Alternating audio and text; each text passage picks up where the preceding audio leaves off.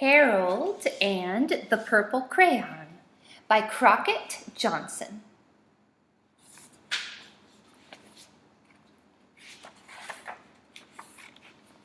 Harold and the Purple Crayon.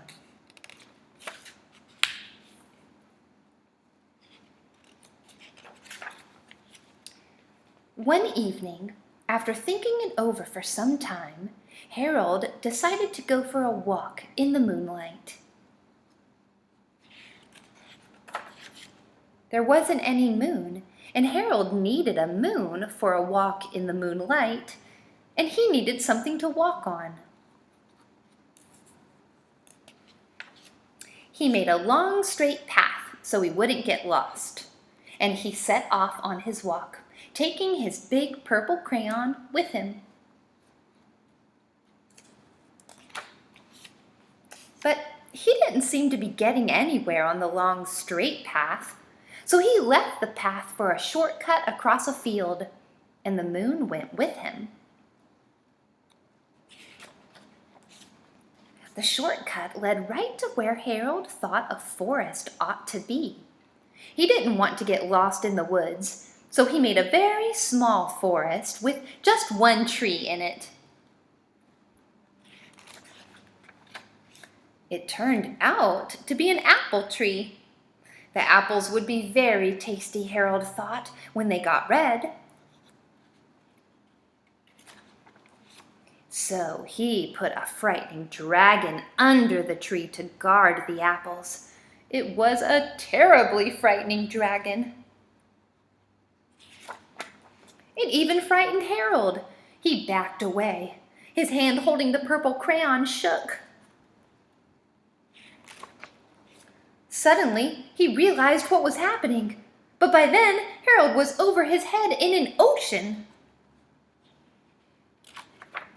He came up thinking fast, and in no time, he was climbing aboard a trim little boat. He quickly set sail, and the moon sailed along with him. After he had sailed long enough, Harold made land without much trouble. He stepped ashore on the beach, wondering where he was.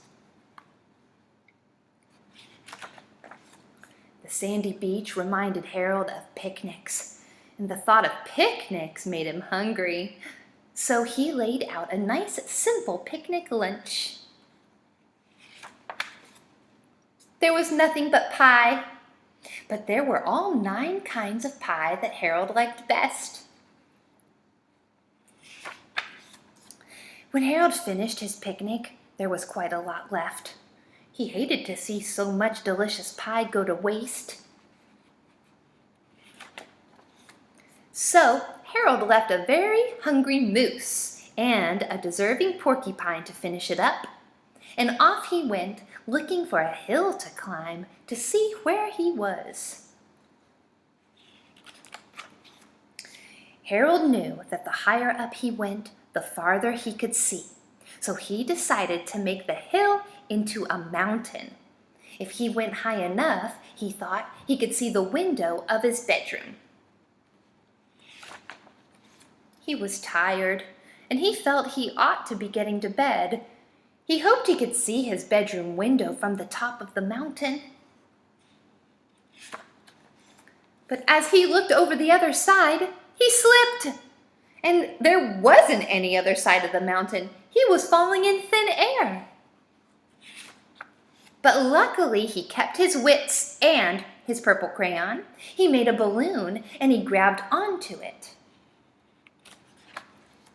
And he made a basket under the balloon big enough to stand in. He had a fine view from the balloon, but he couldn't see his window. He couldn't even see a house. So he made a house with windows, and he landed the balloon on the grass in the front yard. None of the windows was his window. He tried to think where his window ought to be. He made some more windows. He made a big building full of windows. He made lots of buildings full of windows. He made a whole city full of windows. But none of the windows was his window. He couldn't think where it might be. He decided to ask a policeman. The policeman pointed the way Harold was going anyway, but Harold thanked him. And he walked along with the moon, wishing he was in his room and in bed. Then suddenly Harold remembered. He remembered where his bedroom window was when there was a moon. It was always right around the moon. And then Harold made his bed. He got in it and drew up the covers. The purple crayon dropped on the floor, and Harold dropped off to sleep.